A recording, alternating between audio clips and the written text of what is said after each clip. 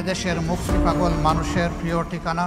2026 থেকে 2028 কার্যকালের জন্য বাংলাদেশ জামাতে ইসলামীর আমির নির্বাচিত হয়েছেন ডাক্তার শফিকুর রহমান। বাংলাদেশ জামাতে ইসলামীর অভ্যন্তরীণ নির্বাচন পরিচালনার দায়িত্বে নিয়োজিত প্রধান নির্বাচন কমিশনার সহকারী সেক্রেটারি জেনারেল মাওলানা এটিএম মাসুম শনিবার রাতে সংগঠনের আমির নির্বাচনের ফলাফল ঘোষণা করেন।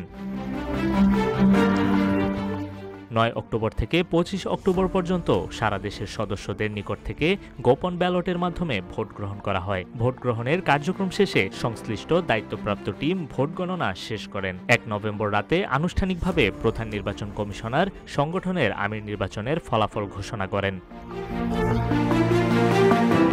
প্রাপ্ত ফলাফল অনুযায়ী 2026 থেকে 2028 কার্যকালের জন্য সর্বোচ্চ সংখ্যক ভোট পেয়ে বাংলাদেশ জামাতে ইসলামীর আমির নির্বাচিত হয়েছেন ডাক্তার শফিকুর রহমান।